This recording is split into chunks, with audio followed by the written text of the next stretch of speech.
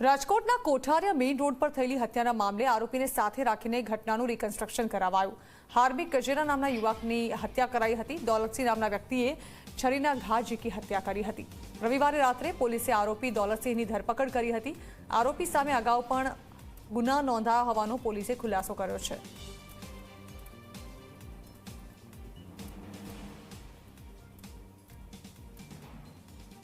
તો આ અંગે વધુ વાત કરવા સંવાદદાતા ગૌરવ દવે અમારી સાથે જોડાઈ રહ્યા છે। ગૌરવ, શું હતી આખી ઘટના અને શું માહિતી સામે આવી રહી છે આ મામલે?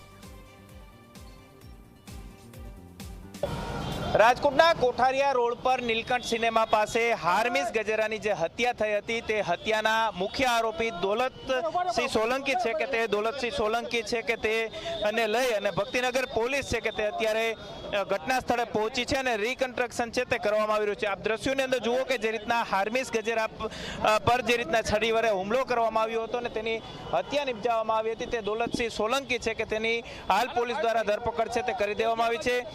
જે રીતના માહિતી મળી રહી છે તે મુજબ સામાન્ય એવી બેહવા જેવી બાબત હતી ને બેસવાની બાબતને લઈ અને બંને વચ્ચે જે રીતના મારામારીની ઘટના બની હતી ને જે દુકાન હતી ત્યાંથી અંદાજિત 50 મીટર સુધી જે હાર્મિસ ગજેરા છે કે તેને દોલતસિંહ દ્વારા તેને ભગાવવામાં આવ્યો હતો અને ત્યાર પછી છરીના ઘા મારી અને દોલતસિંહ દ્વારા હુમલો છે તે કરવામાં આવ્યો હતો અને ઘટના સ્થળે જ હાર્મિસ ગજેરા છે તે ના પર જે છરીનો ઘા કરવામાં આવ્યો તેને કારણે તેની હત્યા છે તે નિપજી હતી। હાલ ભક્તિનગર પોલીસ છે કે તેમના દ્વારા આરોપીની ધરપકડ છે તે કરી લેવામાં આવી છે અને ઘટના સ્થળે લાવી અને તેનું રિકન્સ્ટ્રક્શન છે તે અત્યારે પોલીસ દ્વારા કરવામાં આવી રહ્યું છે। ખાસ કરીને જે ઘટના બની હતી તે ઘટના સ્થળે મોટી સંખ્યાની અંદર લોકોના ટોળા છે તે એકત્ર છે તે થઈ ચૂક્યા છે।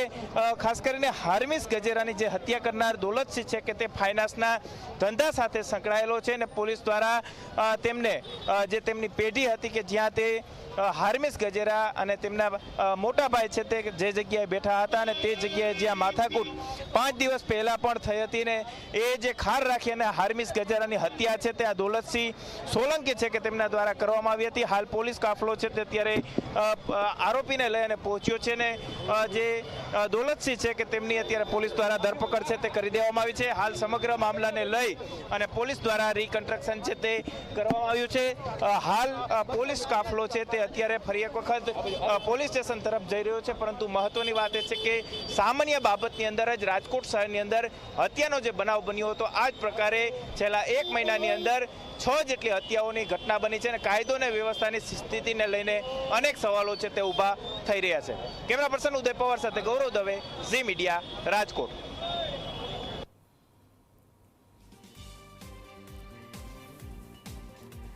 તો રાજકોટના કોઠારિયા મેઇન રોડ પર હત્યા કરવામાં આવી હતી, જે મામલે પોલીસે આરોપીને સાથે રાખી ઘટનાનું રિકન્સ્ટ્રક્શન કરાવ્યું હતું।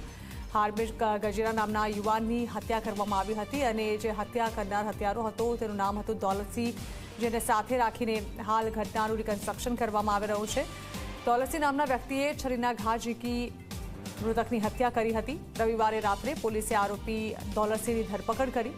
આરોપી સામે અગાઉ પણ ગુના નોંધાયા હોવાનું સામે આવી રહ્યું છે।